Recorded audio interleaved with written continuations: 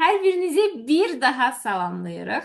Çünki bugün biz burada sizinlə bərabər ödənişsiz Papa Reset proqramındayıq.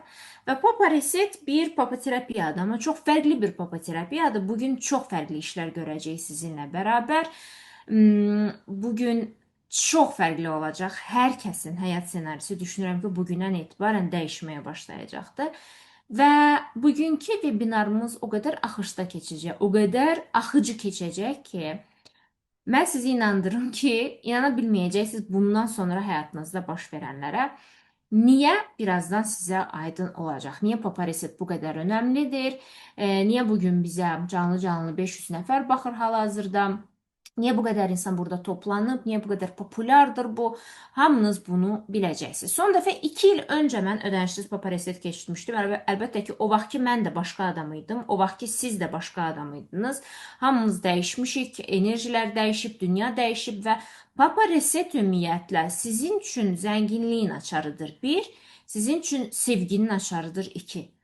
Çünki papa, yəni ata nə deməkdir? Ata bizim həyatımızda dayaqdır. Ata bizim əsas hissəmizdir. Biz ondan yaranmışıq. Amma mama reset başqa məsələdir. Amma papa reset isə tamamilə başqadır.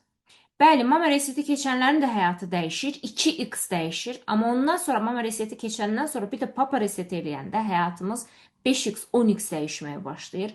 Nəyə görə? Çünki bunlar birincisi bir-biri ilə əlaqəlidir. Təkcə mama resetlə ya da təkcə papa resetlə bu olmur.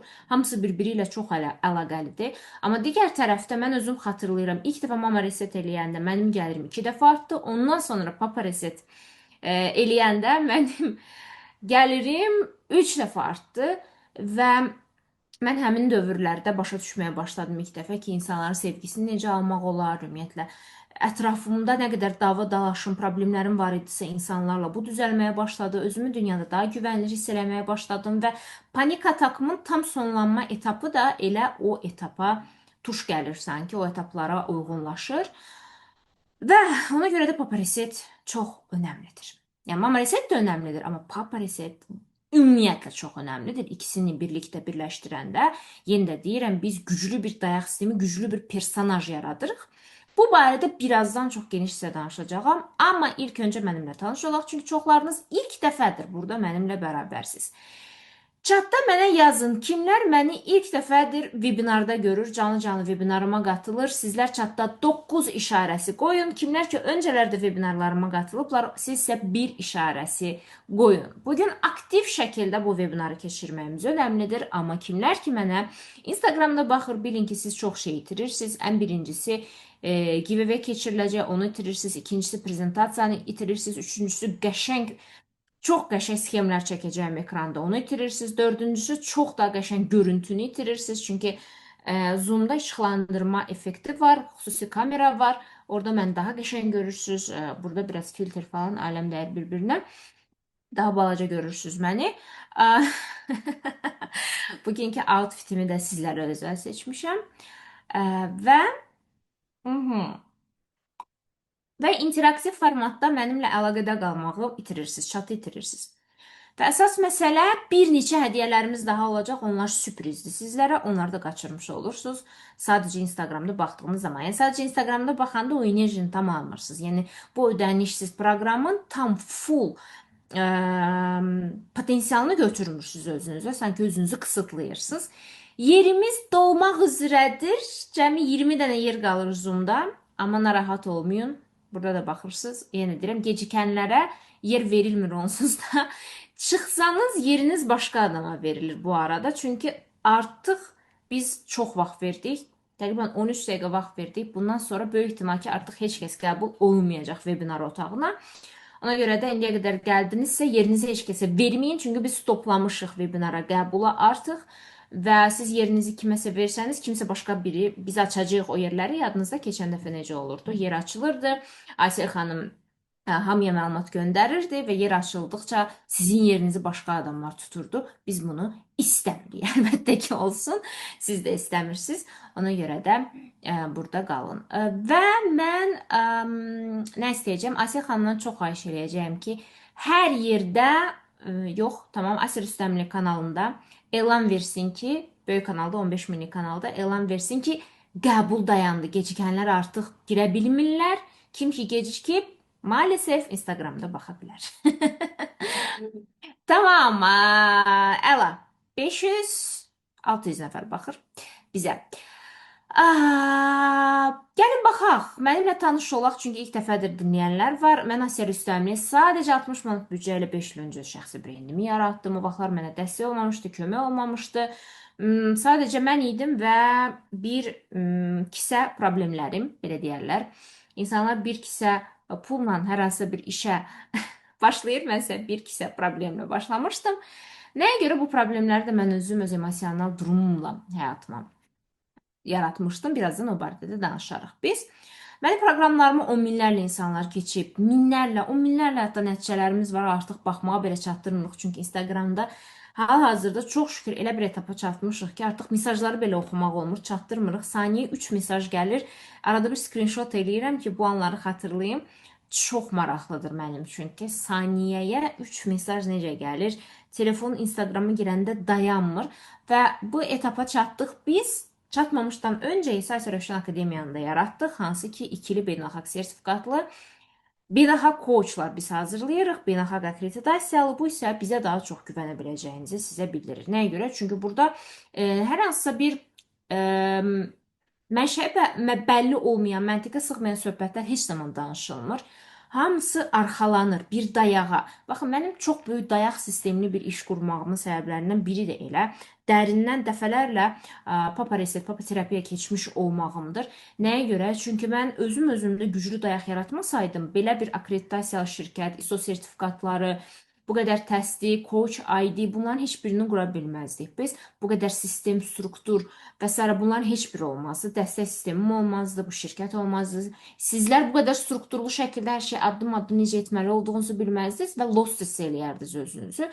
Ümumiyyətlə, papa terapiya keçməmiş insanlar başqalarına da çox lost hiss elətdirir. Yəni, dağınıq hiss elətdirir. Onlar fokuslarını yığa bilmirlər. Onlar struktur qurmaqda çətinlik çəkirlər. Onlar nəyisə sistemləşdirməkdə çətinlik çəkirlər. Ona görə də onlarda məsuliyyət səviyyəsi də aşağı olur. Özlərindən asılı olmadan baş verir bu. Sadəcə papa reseti keçmədikləri üçün. Birazdan biləcəksiniz niyə. Sxemləri diqqətlə dinləsəniz, hətta qeydlərinizi də aparsanız, çox diqqətli olun, çox xahiş edirəm sizdən. Bu webinarın qiyməti 10 minlərlə manatdır məncə. Çünki vaxtında, həqiqətən də vaxtında mən bilsəydim, daha tez başlasaydım, həyatım daha tez dəyişərdi. Mənim həyatım son 5 ildə dəyişdi. 30 yaşım tamam oldu bir ay öncə və düşünürəm ki, bu daha tez ola bilərdi və bunun təşvişini yaşayıram mən. Niyə daha tez tərpənə bilərdim? Düz hər şeyin öz vaxtı var, amma bunun təşvişini yaşayıram. Xlorofil falan içməyə başlamışam ki, fotosintez eləyim, artıq daha gənc qalım. Amma yenə də hər şey vaxtında gözəldir. Amma nə vaxt başlamağınızda heç narahat olmayın. Hər kəsin öz zamanlaması var. Amma mən sizə deyirəm ki, həyatınızı struktur, sistem, dayaq, öz daxilinizə o gücü qatdığınız zaman, papa reseti keçdiyiniz zaman siz artıq tamamilə dayanılmaz, güclü bir insana çevrilmiş olacaqsınız. Gəlin bir də mənim missiyamla tanış olaq. Hər zamanki kimi yenə də deyirəm, mən xoşlayıram ki, insanlar mənim yanımda olanda güvəndə hiss eləsinlər. Mən xoşlayıram ki, insanlar mənim yanımda olanda bir strukturun içərisində olduqlarını hiss eləsinlər. Mən xoşlayıram insanlar mənim yanımda olanda tam olaraq hər şey beyinlərində aydın olsun onlar üçün. Özüm də aydınlıq olmayan yerləri sevmirəm. Yəni qarışıqlıq, bəlirsizlik, kimsə nə istədiyi bəlli olmayan insanlar və yaxud da bəzi sözlər var gülməli, amma deməyəcəyəm. Belə də oynaq insanlar deyək, belə o yanı bu yanı bəlli olmayanda belə deyək. Nə vaxt nə edəcək, bir gün belə fikirləşir, bir gün elə fikirləşir. Elə insanlar mən sevmirəm, amma özüm də elə insan deyiləm də insanlar mənə güvənirlər. Yəni mən bir insanı tutaq ki, necə davranıramsa axıra qədər elə davranıram və yaxud da nə düşünürəmsə elə düşünürəm və yaxud da strukturu necə qururamsa elə də davam eləyirik. İndiyə qədər 5 ildə elə bir şey olmayıb ki, mən bir şey deyim, sonra deyim ki, yox, səhv demişdim ya da indi başqa cürə düşünürəm. Əsla yox. Hər şey çox sistemli, çox qaydalar, çərçivələr daxilində baş verir. Elə onlardan birinin də göstəricisi odur ki, istənilən ödənişli proqrama qatıldığınız zaman siz müqavilə imzalayırsınız, qaydaları, sərhədləri bəlirləyirik. Digər tərəfdən isə hətta ödəniş sizə qatılanda belə botun içərisində siz qaydalarla və s. razılaşırsınız ki, aramızda gözəl sərhədlər formalaşsın və sərhədlər də Papa Resetin bir hissəsidir. Çünki sərhədlərimiz olmayanda da bizim üçün böyük kütlələrlə kontaktda olmaq, böyük işlər görmək çətinləşir. Ümumiyyətlə, əsas missiyam daha çox insan özünü xoşbəxt, azad və güvəndə hiss eləsin budur. Ona görə də mən ən birincisi özüm öz üzərimdə işləyirəm. Yəni, heç vaxt olmayıb ki, mən özüm həyatımda əldə etmədiyim bir nəticəni sizlərə aşılamağa çalışım. Və yaxud da özümün bilmədiyim bir şey haqqında danışım, özümün əldə etmədiyim bir şey haqqında danışım və s. yox. Mən sizi öz gücünüzə qaytarıram. Niyə demirəm ki, güc tapın, gücünüzü artırın? Çünki o güc sizdə var. Sadəcə olaraq o gücü, enerjini siz protestə, müdafiəyə, davadaşa, özünüzlə qırğına xərcləyirsiniz o gücünüzü və başqa şeyə qalmır o güc. Və ona görə də resursunuz gedir. Əslində o resurs hamınızda var. Hamınız çox özəlsiz, hamınız çox resurslusuz, hamınız çox enerjilisiniz. Sadəcə olaraq, psixolojik olaraq bu resursu xərcləyirsiniz. Və resursu xərclədiyiniz boş yerlərdən biri də daxilinizdə atanızla olan savaşdır. Özünüzün də fərqində olmadığı savaş. Atanızı zəif görmək, atanızı qəbullanmamaq, atanızı gücünü dərk etməmək, atanıza tərəf baxa bilməmək və s. və s. Bunlar haqqında da bugün biz danışacağıq. Ən birincisi isə istəyirəm ki, bunu siz skrin eləyəsiniz.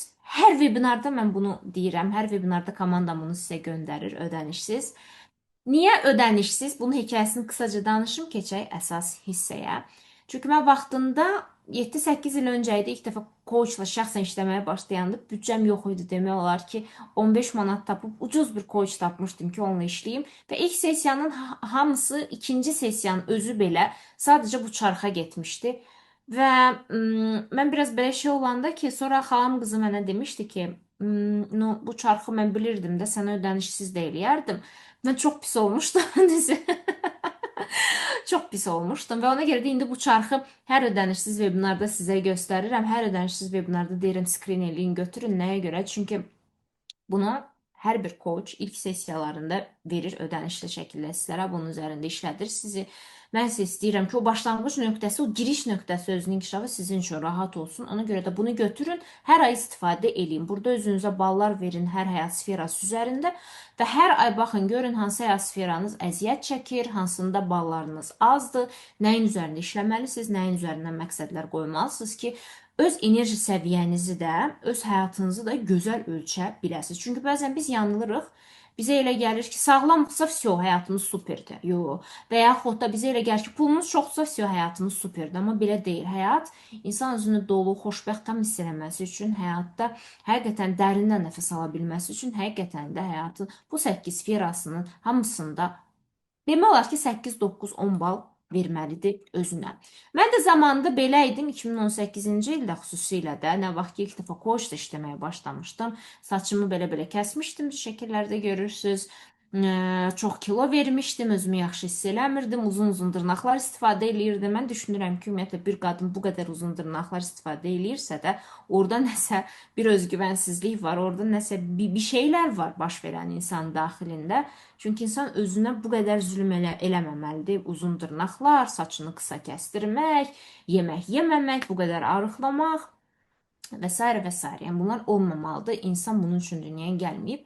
O vaxtlar mən təşviş, panik atak və s. yaşayanda mən hardansa bir yerdən tutunmağa çalışırdım. Nə bilim, astroloq, falçı, bir dənə coach və s. düzgün yola düşə bilmirdim. Mən o vaxt mənim üçün bir qapı açıldı ki, mən sizə danışmışdım. Nə vaxt ki, mən huşumu itirdim və həmin anda öldüyümü hiss elədim. Sanki mənə elə gəldi ki, öldüyüm anda vəsə həyatım bitdi. O anlar, o 3-5 saniyəlik vaxt ki, mən bayıldım sanki, o 3-5 saniyə başa düşdüm ki, nəsə yoxam bu dünyada. Həmin anda mən qərar verdim ki, yox Asiya, sən düzgün yolda deyilsən. Həyatını bu qədər gənc yaşda, 23-24 yaşlarında bitirməməlisən. Mən o zaman bir dənə dua elədim ki, mənə bir şans daha verilsin. Çünki elə bildim ki, ölürəm həqiqətən də. Bir dənə cümləni öz içimdən təkrarlaya bildim ki, uca görüntü getmişdi mənim üçün. Bədənim də öz hərəkət qabiliyyətini itirmişdi, amma birazca şey qalmışdı məndə. Şuur biraz qalmışdı, açıq idi. O 3-5 saniyəni mən hələ də xatırlayıram. Divara dəydim yıxılmamışdan öncə və o anlarda, çünki başıma ilk dəfə də belə bir şey gəlirdi, özü huşunu itirmək və s. bilmədim nə baş verir ümumiyyətlə. Və həmin saniyələrdə sadəcə bir şey istədim içimdən ki, Allahım bir şans daha. Bir şans daha. Burada bitməməlidir hər şey. Bir şans daha və mən bu dəfə düzgün edəcəm hər şeyi.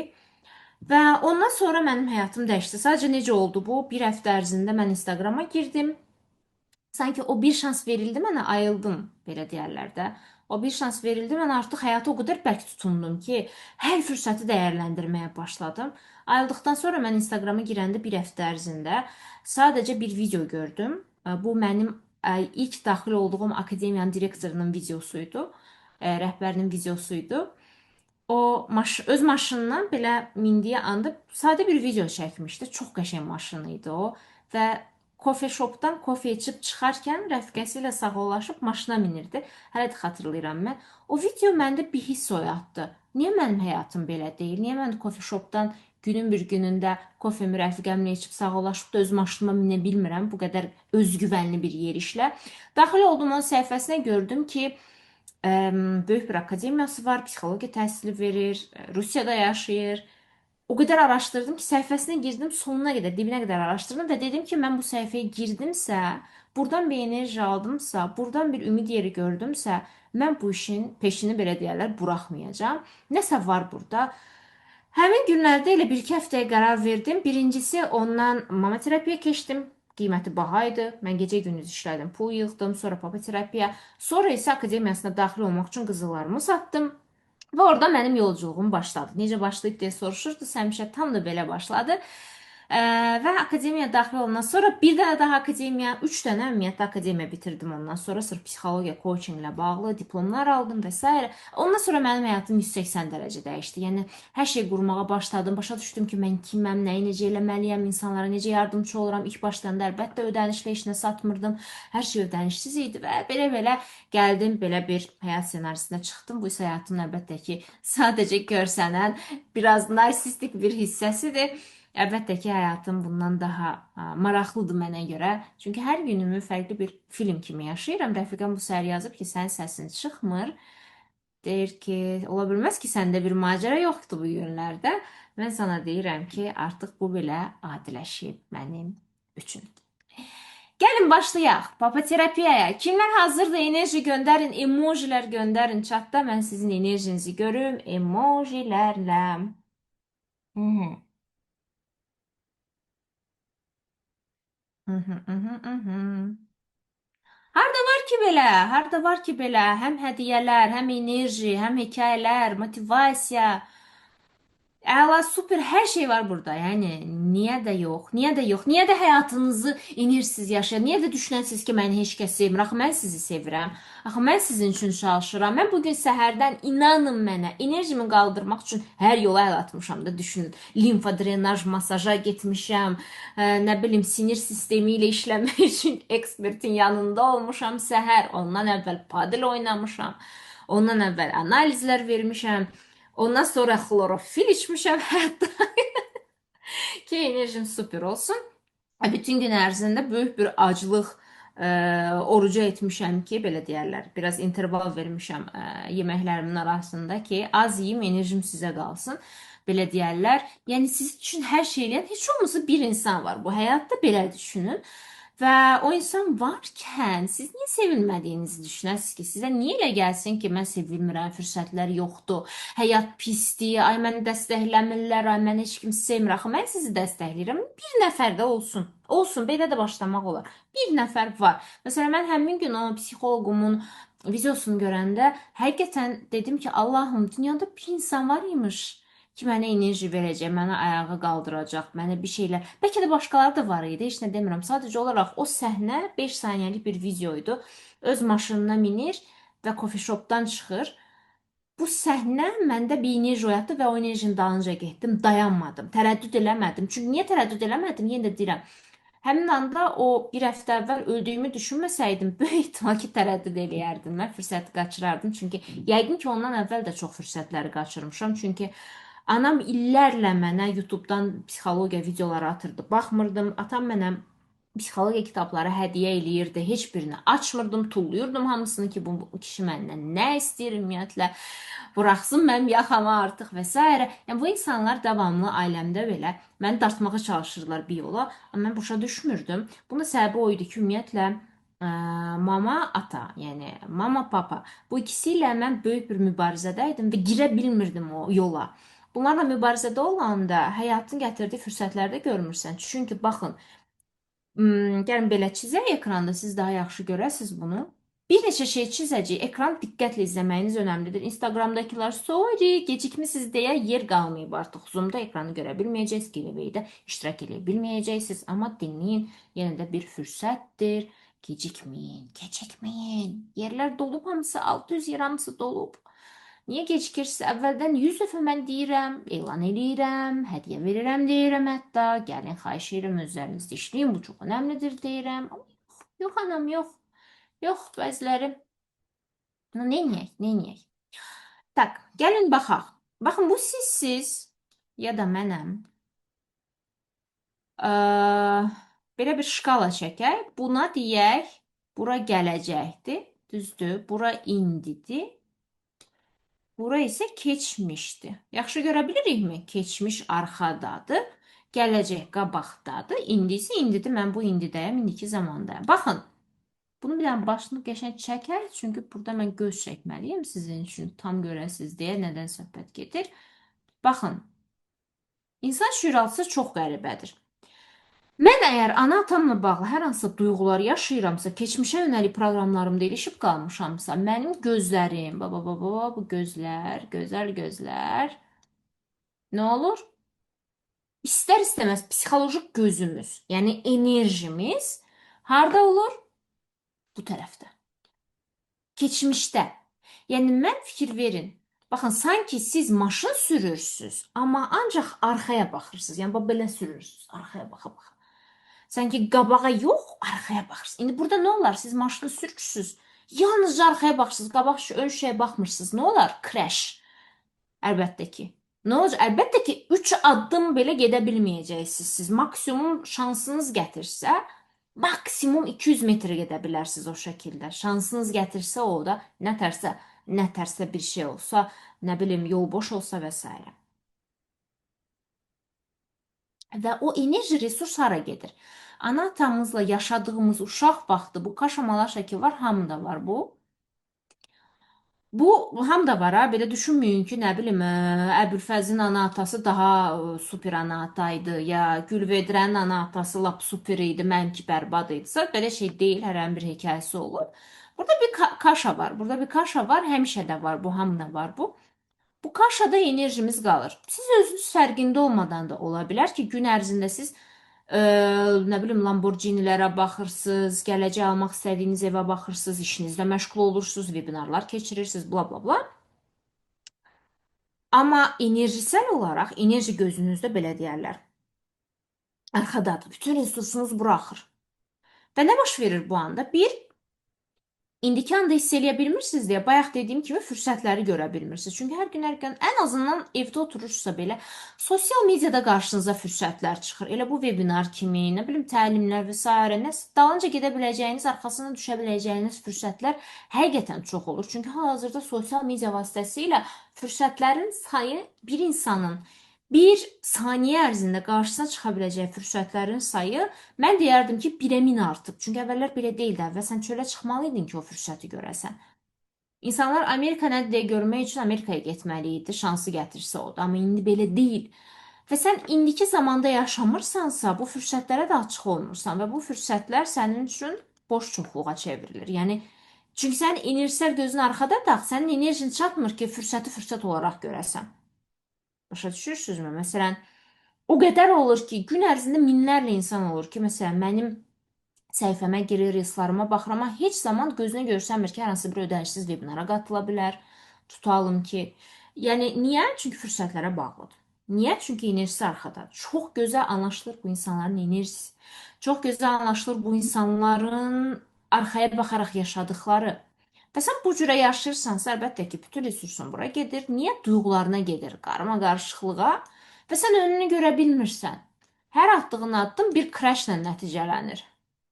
Tak-tuk, tak-tuk. Ya da ki, yerində sayırsan. Yəni, çox insan yerində sayır. Mən ümumiyyətlə macəracı ruhum, enerjim başa düşmür belə insanları ki, yəni niyə sən yerində harda sayırsan? Yəni bu nədir yəni? Get, gör, gəz, onu elə, bunu elə, fürsətləri dəyərləndir. Bacardığın qədər əlbəttə ki. Hər kəs bizdən birə gedib yaxtalarda üzmür. Sadəcə olaraq başlamaq lazımdır birinin. Bir şeylər etmək, yəni bir şeylər etmək. Mən çox sevirəm. İlk dəfə mən universitetdə oxuyanda mənim oxuduğum universitetin stratejisi var idi ki, hər hansısa bir hətta zehni və fiziki əngəli olan insanlar üçün belə şərait yaradırdı ki, onlar da işləsinlər, çalışsınlar, hərəkət etsinlər, potensiallarını açsınlar. Və mən universitetdə oxuduğum 5 il müddətində görürdüm ki, necə insanın heç bir əngəli belə ona maneə deyil, xoşbəxt ola bilərlər, potensiallarını aça bilərlər, yaşaya bilərlər. Və onların hər gün o ortamda çiçəkləndiklərini görürdüm mən və mənə inanılmaz motivasiya verirdi. Hətta mənim professor müəllimlərimdən biri mənə çox şey öyrətmiş. 5 il ərzində müəllimlərimdən biri görmə və biraz da eşitmə əngəlli idi. Yerişində də problem var idi və onu başa düşürsünüzmü? İnsanlar potensialını əngəllərə rəğmən aça bilirlər. Bunu görə mən oxumuşam 18, 19, 20-li yaşlarımda və bu mənim zehnimdə çox gözəl bir imprint qoyub. Amma sən keçmişə doğru baxırsansa, əngəl yoxdur hətta çoxunuz. 99%-imizin həyatında heç bir əngəl yoxdur. Sizə elə gələ bilər ki, qaynana, qaynata, ayda, pulsuzluq bunlar əngəldir. Yox, əngəl deyil. Yoxdur əngəl. Və sən bu 99% insan neyir? Onların da 80%-i ümumiyyətlə enerji arxada qalıb deyə gündəlik fürsətləri görə bilmir, dəyərləndirə bilmir, hərəkətə keçə bilmir, enerjisini toparlaya bilmir. İnsanlıq üçün bir addımlar ata bilmir, bir şeylər eləyə bilmir. Hətta bir şeylər eləmək istəsə belə pul güdür daima ki, məsələn, pul versələr eləyim də, pul verirlər, pul versinlər, pul versələr eləyim də, yəni nə bilim, bilmirəm. Düşünürəm ki, Azərbaycanca biraz söyüşlə danışmaq lap pis qəbul olunur. Rus dilli bir ortamda olsam düşünürəm ki, qəşəng bir-iki söz deyərdim. Amma niyə? Çünki mən dözə bilmirəm. Mən istəmirəm belə olsun. Mən istəyirəm potensialımızı açaq. Mən istəyirəm enerjili olaq. Mən istəyirəm hərəkətdə olaq. Başa düşürsünüzmü? Və ona görə də mən indi burada bir dəyişiklik eləmək istəyirəm. Bugündən etibarən. Başı da qeydə sıxın. Mən istəyirəm bugündən etibarən artıq burada bu anda qala bilək ki, biz artıq gələcəyimizə də baxa bilək. Gözümüzü buradan çəkməyə başlayaq. Yavaş-yavaş alındıraq. Və artıq daha xoşbəxt hiss eləyək. Və sən xoşbəxtsənsə, dolu-dolu hiss eləyirsənsə, zarətqan doludursa sən əlbəttə ki, dünyaya qarşı da verici ola biləcəksən. Və bu şəkildə əlbəttə ki, sənə də bollluq, bərəkət, sevgi hamısı gələcəkdir sənə. Anlaya bilirik mənə demək istədiyimi. Və keçirik əsas günün əsas sxeminə. Master koçları məndən küsəcəklər bunu burada dediyim üçün. Çünki onlar çox əzablı yollardan keçiblər bunu öyrənmək üçün. Əzablı dediyim də seçim mərhələsidir. Ödəniş etməyə resurs tapmaqdır, başlamağa resurs tapmaqdır və s. Master koçlar buradadırsa chatda bir əl eləyin. Bircə dəqiqə. Rəngi dəyişdik. Gəlin baxaq. Baxın. Okey, əli. Supersiz hamınız. Bu mənəm. Mən doğuldum, düzdür? Doğuldum bir vaxtı və dünyaya gəldim. Mən dünyaya gəldiyim ilk anlarda mənim təmasım kimdən keçir? Gəlin hərəsini fərqli rənglərdə çəkək. Mamamdan keçir, bəli.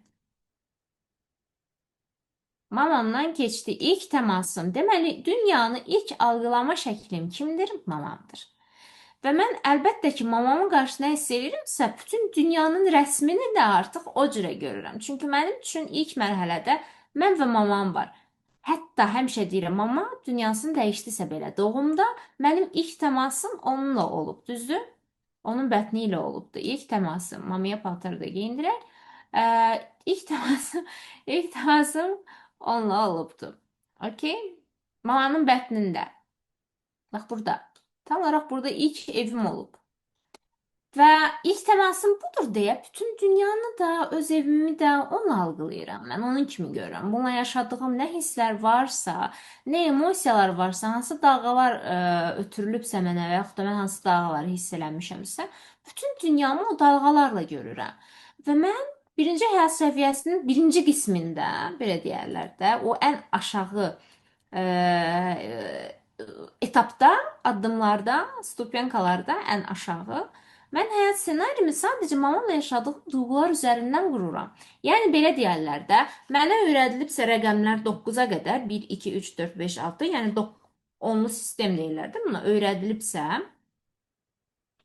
necə dəqiqə? Hə, öyrədilibsə mənə, mən əlbəttə ki, bütün rəqəmləri bu cürə yazacağam. Çünki bu cürə öyrədilib. Bütün digər rəqəmləri də ona uyğunlaşaraq konstruksiya eləyəcəm. Etalonum budur deyə. Amma kimsə ərəb rəqəmlərini öyrənir, kimsə rum rəqəmlərini öyrənir. Onların konstruksiyası tamamilə fərqli olur. Bax, o konstruksiyanı ilk olaraq, ilk bazanın, ilk etalonu biz anamızla təmasda hiss edirik. O təmasda bütün biz emosiyaları alırıq, bütün biz həyatı görmə şəklimizi alırıq. Deyə bilərsiniz, məni başqası böyüdüb, deyə bilərsiniz, mən nənəmlə çox vaxt keçirmişəm. Yəni, bunlar hamısı boş şeylərdir. Çünki sizin ilk emosional təmasınız bu insandır, mamadır. Və mən dünyanı birinci həyat səviyyəsinin birinci etapında həyat səviyyələri ilə bağlı heç nə bilmirsə, öncəki vebinarlarıma baxın. Çünki burada danışmağa başlasam, gərək səhərə qədər danışaq. Və ilk etap nədir? Yəni mən həyatımı çox balaca bir şey üzərindən qurdumsa, sadəcə ehtiyaclarımı ödəyirəmsə, çıxılı bir həyat qurmuşam sözümə. Balaca bir şey, çıxılı. Çıxılı bir dünya qurmuşam sözümə. Orada bir sürü də nələrləsə uğraşıramsa belə deyərlər. Bu o deməkdir ki, dünyanı sadəcə mama üzərindən qurdum mən. Mama ilə kontakt üzərindən. Və mənim məsələn xidmət etdiyim böyük kütlələr yoxdursa hələ, mənim böyük addımlarım, cəsur hərəkətlərim, gözəl cinsəl həyatım, hətta bəli, bəli, bəli. Gözəl hisslər, hamısı bura daxil deyilsə, gözəl çevrəm, dünyanın dörd bir yanından insanlar və s. yoxdursa, bu nə deməkdir? Yəni sadəcə balaca bir prizmadan, bir mama ilə etalon götürüb, onun emosiyalarla və s. hələ vay halınıza ki, bu etalon götürdüyünüz şeylə aranızda vəhşi qarmaqarışıqlıq varsa, bu dünyanı belə yarada bilmirsiniz, gedirsiniz, başqasının dünyasına qonaq olursunuz, belə placeholder sözü var ingiliscə. Yer tutan biri olursunuz başqasının həyatında. Nə bilim, qaynana-qaynata ilə yaşamaq ola bilər, iş yerində dışlanan biri ola bilər, işsizlik ola bilər, borclar ola bilər və s. Düşünürəm ki, burada bu etap keçib çoxunuz, amma yenə də belə bir dünya qurduq. Mən indi baxın, çox önəmli bir şey var. Mən anamla dünyanı anladım, amma bu balaca dünyadan çıxıb da əsas dünyaya atdığım addım nə vaxt baş verir? Kim bilir, nə vaxt baş verir? Uşaq vaxt. Nə vaxt mən anlayıram ki, böyük dünya nədir? Və böyük dünya təhlükəsizdir. Uje mamadan başqa da kimsə var. Bu nə vaxt anlayıram mən? Yox, heç separasiya lazım deyil burada. Separasiyaya gəlməmişik. Hələ uşağın 1-2 yaşı var. Separasiya hələ təzə doğulubdu. Hələ separasiya yoxdur. Bəli, atanın yanına. Bəli, bəli, bəli. İlk dəfə kişi qoxusu aldım mən. Yəni ata, başa düşdüm ki, o kimdir? Necə bir şeydir? So. Məsələn, mən əvvəllər deyirdim ki, no, ata mənlə çox vaxt keçirməyib, ata çox belə hissi görməmişəm, ata istəsəyir, amma yox. Yox, yox, yox. İndi baxın. Baxın, burada bir figur gəlir, yeni bir figur. Mamadan başqa bir figur. Bu artıq o deməkdir ki, mənim dünyam sadəcə ana bətnində hiss etdiyim şey deyil. Dünyanın daha böyük bir halı var. Və daha güvənilir, hətta daha belə struktur dayaq verən bir yer var. Bu da atadır. Və bu əsl o demək deyil ki, mama gücsüzdür falan. Bəzi uşaqlar deyir ki, mamam yetər mənə, həm ata olub, həm yo, yo, yo, yo, yo, yo, yo, yo. Sənin atanı ümumiyyətlə heç görməmisənsə, belə, yenə də bax bu keçidi eləyə bilmirsən. Atanı görə bilmədinsə, bu keçid baş vermir səndə. Atayla hər hansı bir təmas baş vermirsə, sən prosto bax burada ilişib qalırsan. Buradan baxırsan, o birisi dünyaya. Sanki sən burada yaşayırsan korobkada, amma başqaları nəsə çox belə əyləncəli Niki Beachdə partiləyir sanki. Amma mən hansısa balaca bir korobkada qalmışam. Başa düşürsünüz? Çünki mən də belə idim. Başa düşürsünüz? Bugün səhər mənim Londondakı rəfiqəm yazıb ki, Asya, harda görüşürük? Düşünün ya, harda görüşürük? İspaniyada yoxsa İtaliyada? Mən də yazıram ki, no İtaliya tamam. Deyir tamam, book elədim bizim üçün bir dənə qəşəng mənzərəli, Como mənzərəli bir göl mənzərəli bir böyük bir 300-400 kvadratlıq bir mini villa deyək, nə deyək. Book elədim bizim üçün gəl. Всё. Uçuşumu aldım. O da aldı. Eyni vaxtda ki biz aeroportda bir yerdə görüşək gedək. Всё. Yəni dünya artıq mənim üçün çox daha kiçik bir yerə çevrilib. Artıq mən korobkadan baxmıram. 5 il, hətta 5 il deməyəcəm, 3 il öncə isə mən baxırdım 8 martda falan kimisə istirahətə gedirdi Novruz bayramında falan. Oturub ağlayırdım belə. Yorğanın altına girirdim, oturub ağlayırdım. Ay da cəmaət niyə tətilə gedir? Məndən niyə alınmır? Bunlar nə yaşayırlar? Nə yeyib, nə içirlər ümumiyyətlə? Necə gedirlər və elə bilirdim ki, bir dənə balaca bir dənə deşik açıblar mənə korobkadan. Sadəcə oradan baxdığım bir də görüntü var prosta. Yəni toxuna da bilmirəm. Kim belə hiss eləyir? Mən çünki 3 il əvvəli çox yaxın. Kim belə hiss eləyir? 7 rəqəmi qoyun çatda. Ə,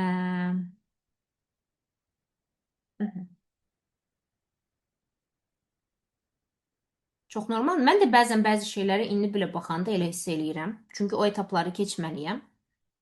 Mənim üçün də var bəzi şeylər. Sanki belə baxıram. Hələ də var. Yəni hələ də transformasiya yerləri var məndə də. O da başqa bir məsələdir. Sonra danışarıq. Onunla bağlı maraqlı olsa sizə. Boy hara getdi? Hə. Ay ay ay. No, yorulsaz mənə deyin. Yaxşı pauza eləyək. Heç vaxt bunu eləmirik pauzanı, amma yenə də. Gəlin davam eləyək. Burada başqa rəng seçənəyimiz yoxdur. Niyə? Hə. Mən ilk dəfə atıya doğru addımlayanda bizim gəlir hansı etapımız dünyanı artıq daha dayaqlı, daha strukturlu, daha böyük bir yer kimi görməyə başlayıram mən. Güvən, yeni bir avtoritet fiqur formalaşır. Artıq yanında təkcə mama fiquru yox, ata fiquru var. Dayaq, dəstək, struktur var həyatımda. Və artıq mən bir addım daha ata bilərəm. Yəni uşaq üçün, uşaq psixikası üçün dünyaya addım ata bilərəm hissi burada yaranır. Kişi qoxusu deyək, buna enerjisi deyək, düzdür?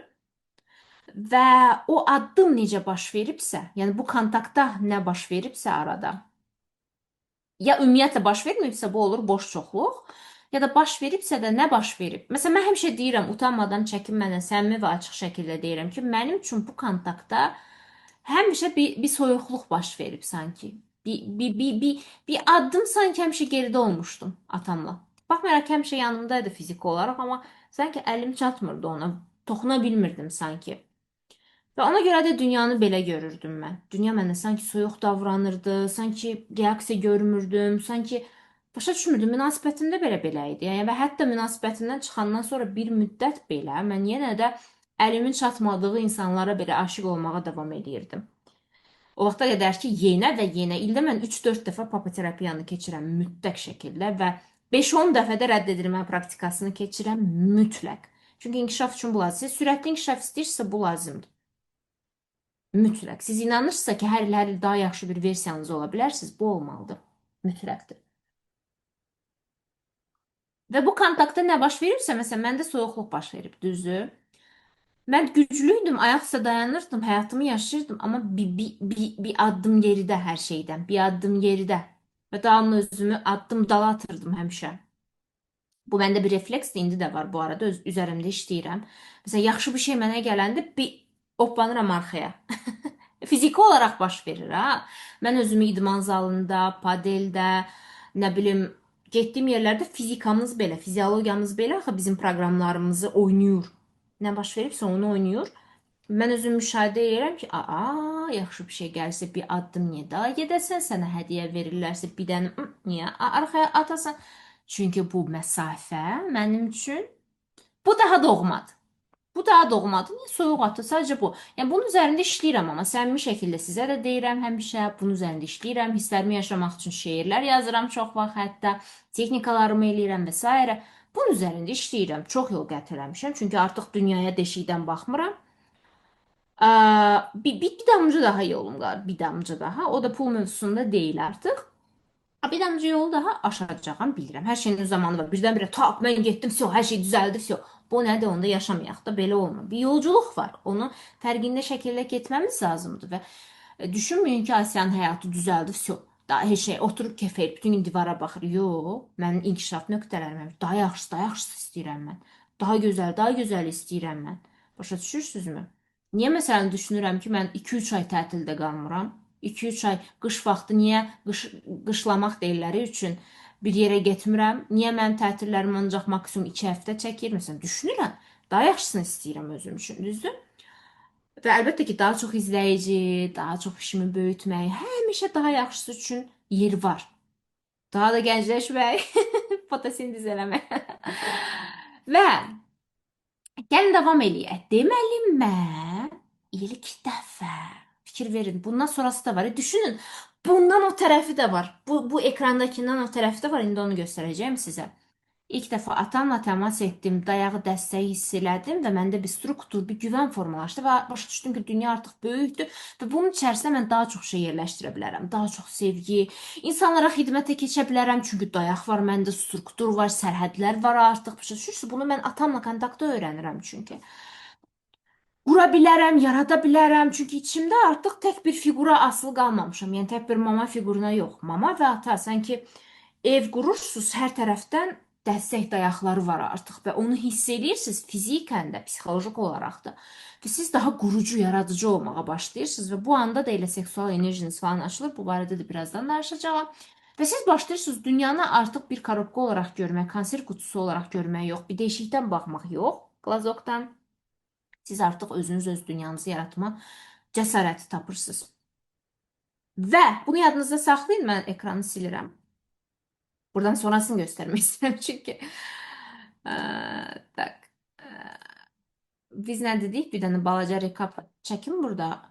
Mən, mama, ata və artıq mən gücləndim, düzdür?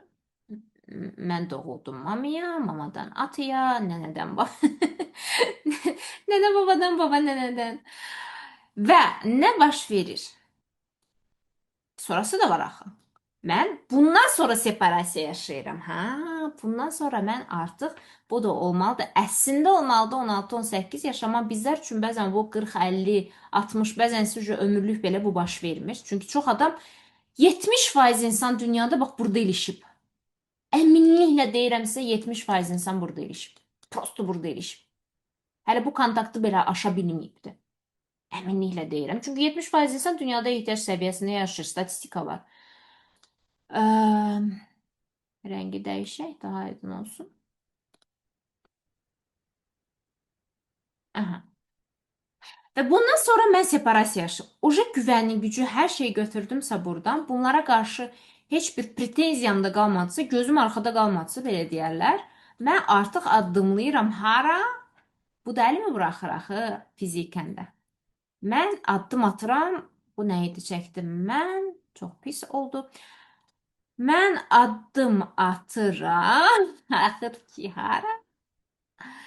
Böyük dünyama, bu mənim olur. Öz dünyam. Öz dünyamda artıq özüm istədiyim kimi senaryolar qururam. Dağda yox, qura. Pillə, gözəl, hər şey artıra, yüksələ, dünyaya fayda verə, insanlığa fayda verə, enerjili şəkildə, dolu yaşayaraq. Burada mənim öz dünyamda hər şey var, inanırsınız? Hər şey var artıq. Öz dünyasını quran insan həyatında. Bayaq qayıtsaq screenshot elədiyimiz yumru var idi, zənginlik çarxı mənim dediyim. O 8 sferanın hamısı burada var. Artıq mən toparlaya bilirəm, hamısını əlimdə tuta bilirəm. Çünki güc var məndə. O belə səltənət hiss edirəm artıq ki, mən öz həyatımı qura bilirəm. Dostlarım, sevgi həyatım, öz evlərim, maşınlarım, səyahətlərim, geyimlərim, gözəlliyim, sağlamlığım hamısına resurs verə bilirəm. Çünki resurs çox önəmlidir. Resurs çox önəmlidir. Məsələn, mən əvvəllər tutaq ki, 2 il yox, heç deməyim, 1 il yarım əvvəl mən öz vitaminlərimi belə içməyi unudurdum. Fokusum yayınırdı. Sağlamlığımı əlimdə tuta bilmirdim mən. Fokuslana bilmirdim ki, ay Allah mən haram ağrıyır ümumiyyətlə. Harama fokuslamalıyam, idmanı vaxtında eləyə bilərəmmi? Nə mənə düşür, nə mənə düşmür, neçə kiloda olmalıyam və s. Anlayırsın? Bunlar hamısı çünki enerji gərəkdirir. Axı sən eyni anda hər şeyə enerji verməlisən, verə bilməlisən. Məsələn, sağlamlıqla məşğul olmaq çox resurs aparan bir şeydir. Sən bunu həm uşaq, həm sevgi həyatı, həm iş, biznes, nə bilim, kütlə, səyahətlər, dostlar, o bu hamısı, hamısı, hamısı, hamısı, hamısı. Eyni anda spirituallıq, daxili inkişaf, status, təhsil, o bu hamısı, hamısı, hamısı, hamısı çatdırmaq üçün əlbəttə resurs sizə elə gəlməsin, başınızdan kimsə hamısını töhdə çatdırarsınız. Yox, əlinizdən belə sürüşüb gedəcək resurs yoxdursa.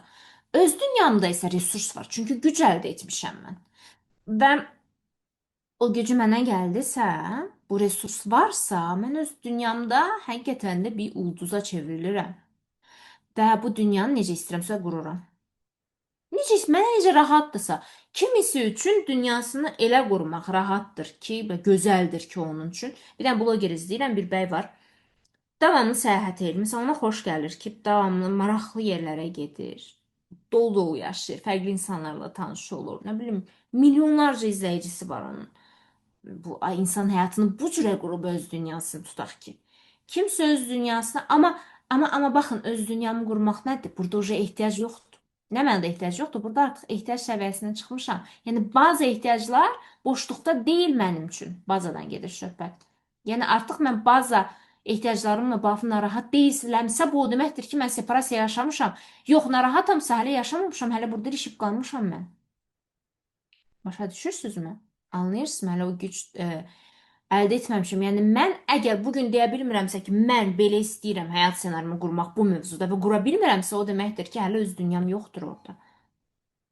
Çünki o güc məndə olmalıdır. İndi baxın, sizcə bu keçidi bəs? Buradan bura necə keçirik dedim, buradan bura necə keçirik dedim. Aşağıdan yuxarı, aşağı yuxarı anladınız. Bəs bu keçid necə baş verir sizcə? Bax, bu hissə. Sən necə ola bilər ki, bunları tamamilə buraxasan və öz dünyana baxasan? Sizcə bu hansı psixolojik etapdır? Əsas nə baş verir ki, burada, şuuraltıda?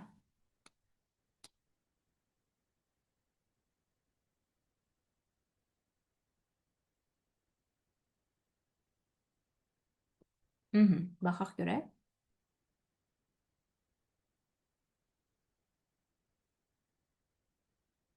Çox maraqlı bir cümlə deyəcəyəm, amma bunu anlamaq üçün bəzilərinizin 2-3 ili gedəcək, bəziləriniz uzun müddətdir mənlə üzərində işləyir deyə bir saniyədə başa düşəcək. İnciməyin ona görə də bir cümlə. Vaxtımız yoxdur, çünki bunu tam izahını mən verəcəyəm ödənişli hissədə, əlbəttə ki, tam geniş texnikalar və s. Amma bir cümlə demək istəyirəm burada. Hansı ki, bir çox şeyi dəyişdirəcək uzun müddətdə özlərinizdə işləyirsinizsə, başa düşəcəksiniz. Rədd edilməkdən qorxmadan aqressiyamı çıxartmaq. Bir cümlə. Master koçlar desinlər. Ya da uzun müddətdir mənimlə işləyənlər. Nə hiss edirsiniz bunu eşidəndə? Yəni, nə hiss oyanır sizdə? Rədd edilməkdən qorxmadan aqressiyamı çıxartmaq. Bu bilirsiniz nə deməkdir? Yəni, mən qorxmadan deyirəm ki, mən bu kişini istəmirəm, başqa kişi istəyirəm. Mən qorxmadan deyirəm ki, mən bu evdə yaşamaq istəmirəm, mən villa istəyirəm və gedirəm onu da qururam, təkcə deməklə qalmır. Okay? Rədd edilməkdən qorxmadan bunu eləyirəm. Mənə az sevgi verən mühitdə rədd edilməkdən qorxmadan, tək qalmaqdan, pulsuz qalmaqdan, lüt qalmaqdan, nə bilim, qorxmadan mən başqa bir şey. Çünki sən rədd edilmə qorxusu yaşayırsansa, öz enerjini püskürdüb də belə raket kimi uça bilmirsən sən. Çünki qorxursan rədd edilməkdən. Gözəl cinsel həyatı niyə yoxdur insanların? Çünki rədd edilməkdən qorxur. Ay belə, ay elə sıxılır, bunalır, özünü bastırır və s. Özünə uyğun partnyoru belə tapa bilmir. Ay gah qoxusu xoşuna gəlmir, ay gah maddi durumunu bəyənmir. Ay gah nə bilim orqazm ola bilmir, ay gah nə bilim nə 100 dənə problem. Bir dənə cinsəllik mövzusu. Niyə? Çünki rədd edilməkdən qorxur. Digər tərəfdən xoşladığı həqiqətən də ləzzət alacağı, bax belə kofesini götürüb pəncərədən baxıb içəndə belə yağ kimi yayılacağı içinə hissləri evdə yaşamır. Hər gün pəncərədən baxanda nifrət eləyir. Evinə baxanda balaca gəlir. Qardırob istir evin içində amma yoxdur. Tutaq ki. Qəşəng, nə bilim, dizayn istəyir amma yoxdur. Böyük-böyük istəyir, yoxdur. Niyə? Çünki püskürtməyib. Deyə bilmir ki, mən bu evi istəmirəm. Bilsən nədir? Ev yoxdur, lüt qalaram, evsiz qalaram, amma mən quracam o villanı. Mən onu istəyirəm. Всё. Niyə qorxu rədd edilmədi? Ay, mənə bəyənməzəm, mən belə deyirəm, mən yaxşı qızam, mən yaxşı oğlanam, mən belə işsiz qaldım. Beynin içərisində 100 dənə kaşa malaşa var orada. Nə var burada? Burada şüuraltıda rədd edilməkdən qorxur. İlk olaraq kim tərəfindən? Mama ata. Mama ata. Mən onların dünyasını buraxıb çıxa bilmirəm, separasiya yaşaya bilmirəm. Çünki mən rədd edilmə qorxumu yenməmişəm. Və bunun üçün də heç bir addım atmamışam. Çünki cəsur deyiləm. Deyiləm. Deyiləm cəsur. Amma mən də vaxtında belə idim. Son addımı bu mövzuda mən bunu atam dünyasını dəyişəndə atdım. Avqust-sentyabr ayları idi bu. 2025. Ona görə mən sonra Mənə Olar proqramını yaratdım ki, всё, nöqtə. Bu barədə mən nəticə əldə elədim. Всё. O vaxtdan bəri düşünün. Mənim hər qoyduğum reelsdən azı 1000 nəfər gəlir səhifəyə, birindən isə 40 min nəfər gəlib son dəfə. Uçur səhifə, hər yerdə mən, bütün kəşfətdə səhifəm artır, 50, neçə nəfər, 60-70 min nəfər artıb o zamandan bəri. Telegramım böyüyür, işlər partlayır, hamı məndən nəsə istəyir, onu da elə mənə, bunu da elə o xidmət, o təlim, master koçların sayı artır, inkişaf eləyirik şirkət olaraq, dostlarımın sayı artır bütün dünyadan, səyahətlərim daha gözəlləşir, mən daha qəşəngləşirəm, onu unutmuruq. Ben, niyə? Çünki mən özüm seçdim, dedim, söyməyi öyrəndim hətta. Söyməyi öyrəndim, rahat şəkildə. Bu o demək deyil ki, mən naxallıq eləyirəm ya da nə bilim məsuliyyətsizlik eləyirəm ki, belə elə. Bundan getmir ha söhbət. Söhbət həyatının məsuliyyətini götürərək strukturlu şəkildə rədd edilmə duyğumu yenərək başqalarına zərər vermədən öz həyatımı qurmaqdan gedir söhbət. Yoxsa mən çöldə onu bunu dağıdıram. Tutaq ki, bəzi kişilər var. Mənə belə xoşdur, mən belə yaşayıram. Güya indi mənə olar deyir özünə, amma bu məsuliyyətsizlikdir. Balaca uşaq kimi qalmaqdır. Mən belə istədim, xəyanət elədim. Bu arvad xoşuma gəlmədi, mənə olar, o biri arvadla oldum. Bu mənə olar deyil, bu məsuliyyətsizlikdir. Çünki sən mənə oları başqasına zərər verərək eləyirsənsə, sən bağışla mən, yəni indi mən düt bağışlayın. Başa düşürsüz? Yəni mənə olar o demək deyil ki, sən özünü buraxırsan.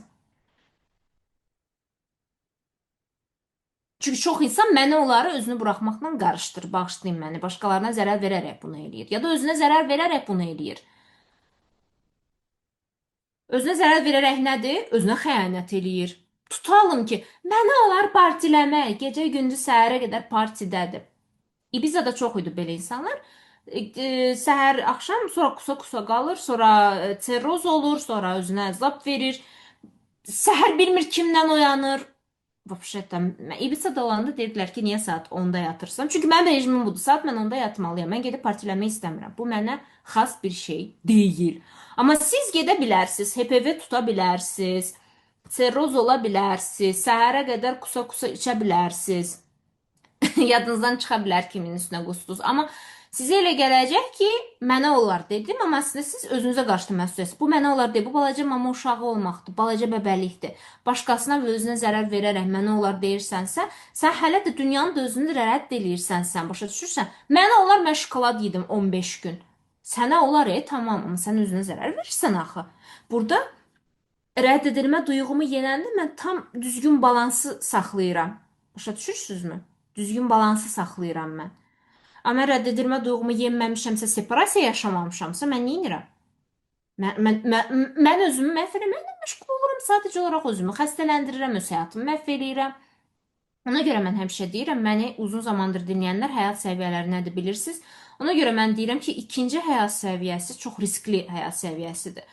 Ora keçdinizsə, o enerji sizə gəldisə, həzz, ehtiras duyğusu gəldisə sizə, ya onu içinə bir şeylər edib də lap da dala düşə bilərsiniz o enerji ilə. Çünki o enerji həddindən artıq çox bir enerjidir, dağıdıcı bir enerjidir.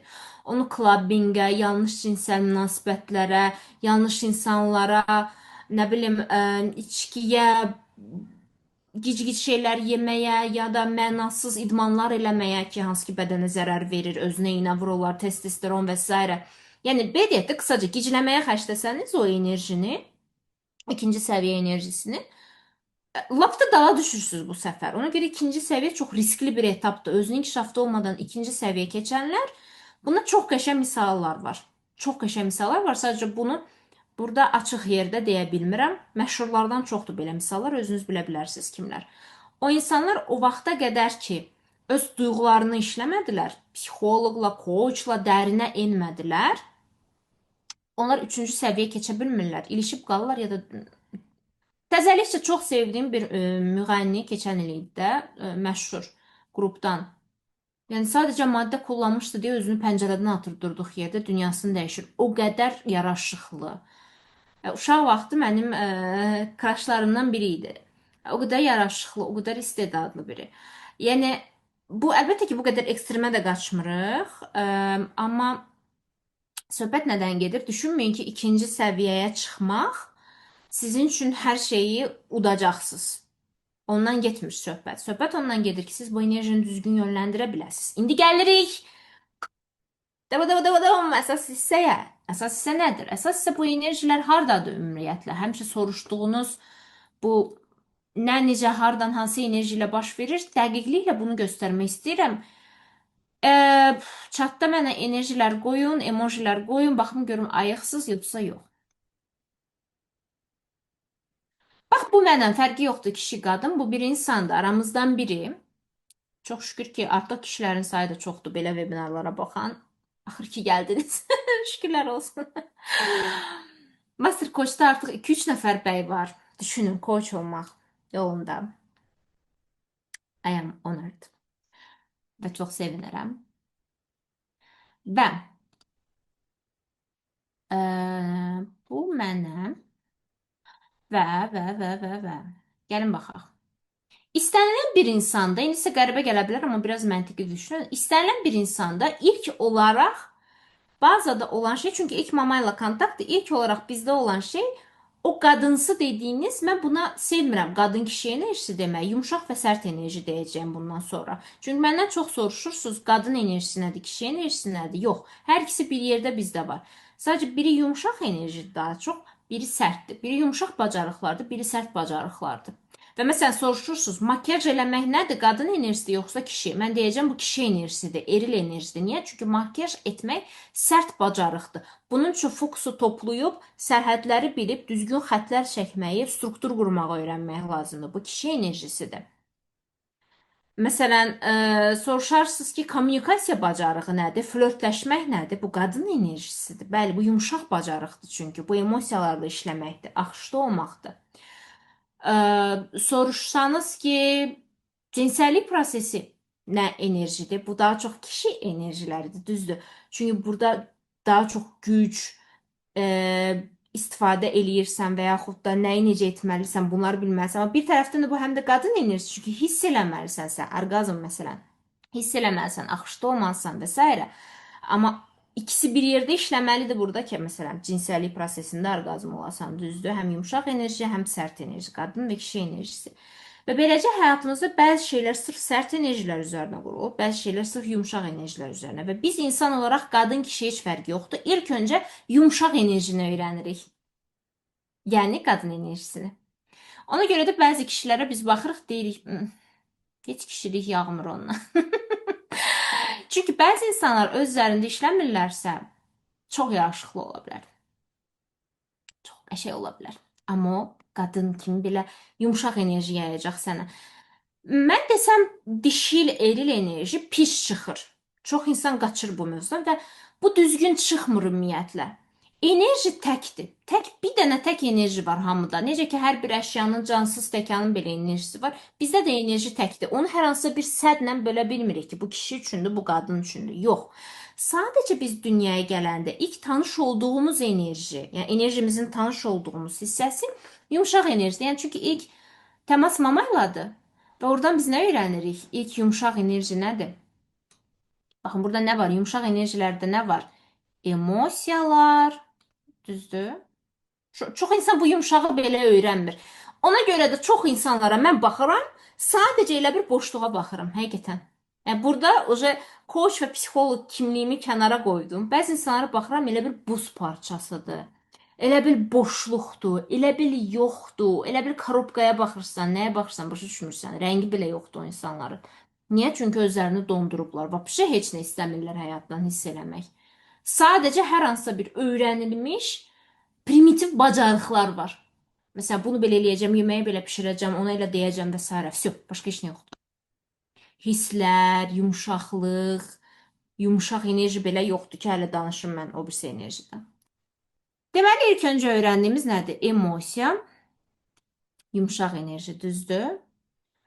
Hisslər, düzdür? Və o hisslərə daxildir bir də yaratma enerjisi, buna seksual enerji deyək, yaradıcılıq deyək. Yaradıcı enerjidə, yəni nəsə etmək istəyirəm sanki. Çünki uşaq necədir? İlk doğulur sanki nəsə etmək istəyir. Bunu belə onu elə ora dönür, bura dönür. Amandır, bir şeylər etməyə çalışır. Onun yaradıcılığıdır. Təzə doğulan kimi eləyir bunu uşaq, düzdür? Uje emosiyaları var. İlk dəfə qışqırır o uşaq dünyaya gələndə, düzdür? Uje ağlayır. Bir saat sonra, hətta 10 dəqiqə sonra ağlamağa başlayır, düzdür? Emosiyalar var, yumşaq enerji, yaradıcılıq da var, bir şeylər etməyə çalışır, düzdür? Və nə var? Gözəllik var. Yəni sanki bir estetika, bir gözəllik, onda bir maraqlı bir şeydir, maraqlı bir şey yaradır, bir enerji yaradır, maraqlı. Düzdür? Maraqlı. Və burada emosiyalardan əlavə uşaq birazdan sonra kommunikasiya öyrənir, şirin-şirin dillər deyir. Mama, mama, papa, papa. Və burada bu kommunikasiya var. Yəni yumşaq bacarıqlar, düzdür? Və hiss eləyir, çox tez hiss eləyir. Uşaq ana bətnindəykən hiss eləyir. Yəni emosiyalar, nəyisə hiss eləmək bacarığı, dadları bilir hətta. Bunlar hamısı yumşaq bacarıqlara daxildir. Yəni dünyanı hiss eləmək, emosiyalar, seksual enerji, yaradıcılıq, gözəllik, maraq, kommunikasiya. Bunlar hamısı yumşaq enerjidir. Və bu yumşaq enerji varsa məndə və sadəcə bu varsa, yaşaya bilmirəm mən. Niyə? Çünki bunları da toparlayacaq sərt enerji lazımdır bizə. Bunları da toparlayacaq.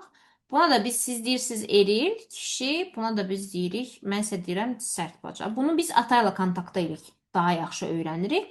Burada nədir? Sərhədlər. Düzdür? Burada nə var? Struktur.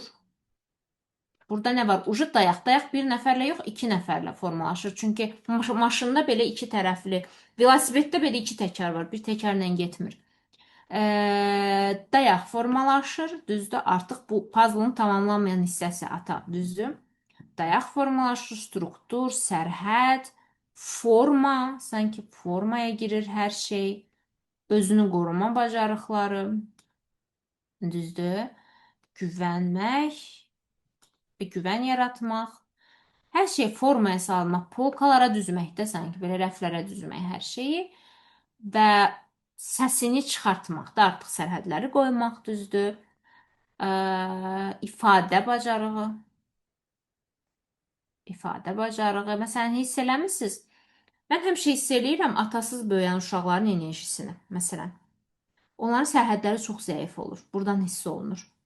Onlar daha ürkək davranır. Hətta çox özgüvənli bir obraz yaratsalar da çox ürkəkdirlər.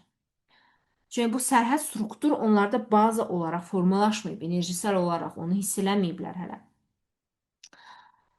Və bu kənardan çox qəşəng hiss olunur, inanın mənə. Çox qəşəng hiss olunur. Məsələn, heç öz üzərində işləməyən, tutaq ki, atasız böyüyən bir qız İstənilən bir kişidən sevgi qığılcımı görəndə bir dənə gül, bir dənə gülümsəmə, o gözlərinin içinə baxır, belə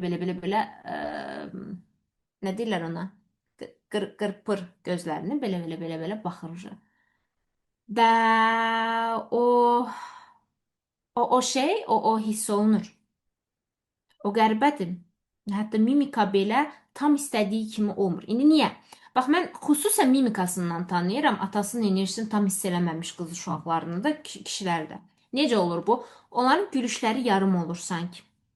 Çünki önəmli bir şey deyəcəm, diqqətli olun burada. Çünki mən yumşaq enerjimi tam istifadəyə verə bilmirəm. Əgər struktur güclü enerji yoxdursa, struktur, dayaq, dəstək, forma, güvən, ifadə bunların heç biri strukturlaşmayıbsa. Çünki mən əgər daxilimdə o sərhədləri, güvəni, dayaq hiss eləmirəmsə, mənim üçün emosiyalarımı belə tam olduğu kimi maskası şəkildə göstərmək qorxuludur. Avtomatik qorxuludur. Mən sərhədləri öyrənməmişəmsə, əlbəttə mən seksual enerjimi çıxarsam nə olar? Səhər, axşam tacizə uğrayaram əlbəttə ki. Avtomatik. Çünki mən bilmirəm ki, bugün biraz açıq geyinsəm, və yaxud da açıq geyinmək seksual enerji deyil, amma yenə də bir hissəsidir. Olsun ki, bugün biraz flörtöz danışsam, bugün biraz yan baxsam kiməsə, bugün biraz nəsə bir şeylər etsəm, kimsə diqqətini çəkmək üçün yaradıcılığımı göstərsəm, bilmirəm ki, sonra özümü necə qoruyacağam. Və əlbəttə bunun axırı taciz, təcavüz və s. Bu qorxuludur əlbəttə ki, ona görə də insan yarımçıq maskalanır. Struktur sərhəd ata tərəfdən o şey yoxdursa, maskalanır, saxlayır özünü ki, bir dəqiqə, bir dəqiqə çıxartmayın bunları. Məsələn, seksuallığını tam ortaya qoya bilmir, səsini tam çıxara bilmir, kommunikasiya tam qura bilmir, tam hiss eləyə bilmir, tam gözəlliyini ortaya qoymur və o ə, ə, bir dənə söz var. Hmm,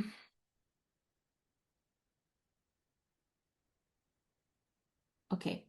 Privilegelər var ha, insanın. Hansılar ki, onlara insanın gəlir əvvəldən. Necə deyək bunu?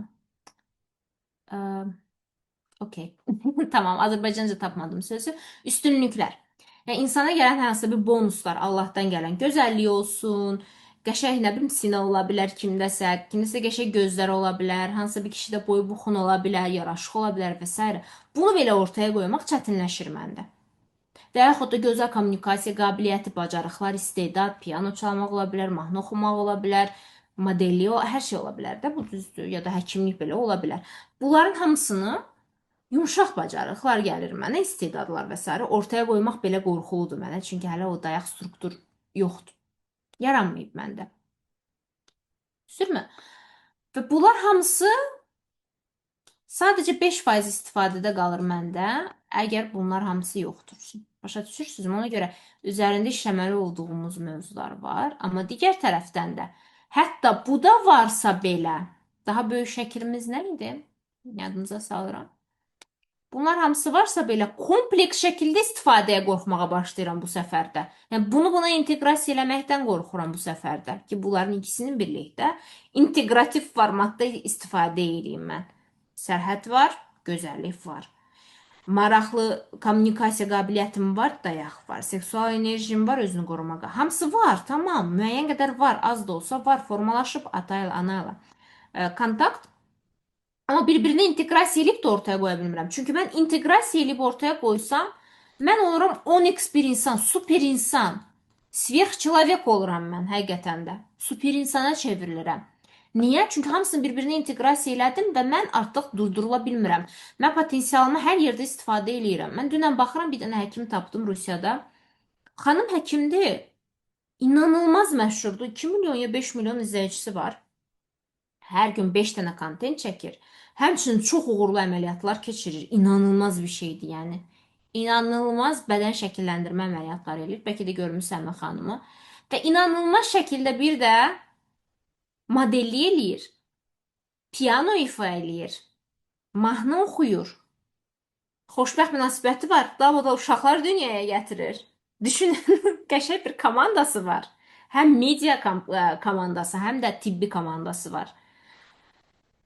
Həmçində əlavə olaraq boksla məşğuldur və çox qəşəng də fiqurası var. Və düşünün, bütün bunları inteqrasiya, bu super insan da artıq başa düşürsüz. Hər şey bir-birinə inteqrasiya eləyib. Təkcə həkiməm demir, bir də seksuallığından, gözəlliyindən istifadə eləyərək bunu reklam eləyir. Və bəlkə də başqa həkimlər də onun kimi əməliyyatlar eləyə bilər, amma hamı ona gəlir, sıraya yazılır, daha bal satır. 50 minədir bir dənə operasiyasının qiyməti. Niyə? Çünki bu super insan da artıq bir-birinə inteqrasiya eləyib. Bəzən deyirlər, sən bu qədər baha niyə sessiyavi satırsan, tutaq ki. Çünki bunun qiyməti budur. Kimsə gəlməsə belə, mənim qiymət budur yenə də. 1 saatın qiyməti budur mənlə. Kontaktın qiyməti budur. 1 saat sessiya. Çünki mən bilirəm, özümü ifadə eləyə bilirəm, şəxsi brendimi yaradıram. Bura gözəlliyimi belə qatmaqdan qorxmuram son 1 ildir. Tamam, qəşəngsə bundan istifadə eləyəcəm. Niyə də yox? O privileclərdən, yəni o üstünlüklər ki var yaradandan gələn, tamam. Həmişə deyirəm, mənə üz gözəlliyi verilibsə, kiməsə də ayaqları uzun. Məsələn, mən boyum biraz balacadır, tutaq ki, model bir bədənim yoxdur. O üstünlüyüm yoxdur. Mən belə sərt-sərt gəzib də bir şey obraz yarada bilmirəm məsələn. Tamam. Kiməsə ayaq verib Allah. Kiməsə qəşəng çiyinlər məndə yoxdur məsələn. Kiməsə qəşəng sinə verib. Hamıda yoxdur. Bunlar bu privileglər hər kəsdə fərqlidir. Birinin üzü biraz şeydir, çirkindir, amma tutaq ki, çirkin deməyək də biraz standartlara uymur deyək. Amma onun çox gözəl kommunikasiya qabiliyyəti var məsələn. Məndə yoxdur, tutaq ki. Məndə yoxdur. Və bunlar hamısı üstünlüklərdir bizə verilən. Bunlar hamısı bir-birinə inteqrasiya eləyib də bir də tadadadam. Tuzu, biberi, hər şey bizi 12 eləyən nə idi? Rədd edilmə duyğumuzu yenərək aqressiyamızı çıxartmaq. Bəli, bəli. Rədd edilmə duyğumuzu yemək. Çünki rədd edilməkdən qorxuramsa, bax, vurub püskürdə bilmirəm bu şeyləri, inteqrasiya edib bir-birinə. Sanki ikisini bir-birinə birləşdirib də uça bilmirəm mən. Yəqin ki, başa sala bilirəm sxematik olaraq sizi. Instagramdakı sxemi görmürsünüz. Amma gecikməsiz yerlər doğulsun da ona görə gecikmə olmaz. Bunu püskürdə bilmirsiniz siz hamısını bərabər. Mən hamısını inteqrasiya elədim. Pu, hər yerə püskürtdüm bunu. Və nə oldu burada? Əlbəttə pul gəlir, var dövlət, sevgi, hər şey gəlir sizə. Çünki bunu mən Onyx-əm. Mən hər tərəfə püskürdürəm bunu. Mən qorxmuram rədd edilməkdən, ona görə o korobkanı qırıb çıxıram mən. Başa düşürsünüzmü? Və tak, çata bax. Ekranı mən nə günə qoydum? Dostlar. Mhm. Nay, nay, nay, nay, nay, nay, nay, nay. Nay, nay, nay, nay. Nay, nay, nay, nay. Ta, ta, ta. Çatı oxuyum. Sizin kimi rəfiqəm olsaydı, nə edərdiniz tam olaraq rəfiqəni? Rəfiqə lazımdırmı sizə? Mən buradayım sizin üçünəm. Gəlin təlimlərə qatılın, gəlin ortamda olun, gəlin enerjiyə girin, gəlin burada inkişaf eləyin.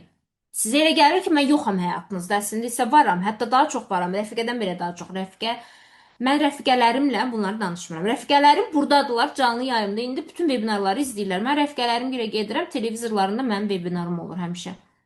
Evlərində mənim təlim kitabçalarım olur. Qatılırlar, ödəniş eləyirlər özdə. Qatılırlar, baxırlar, açırlar.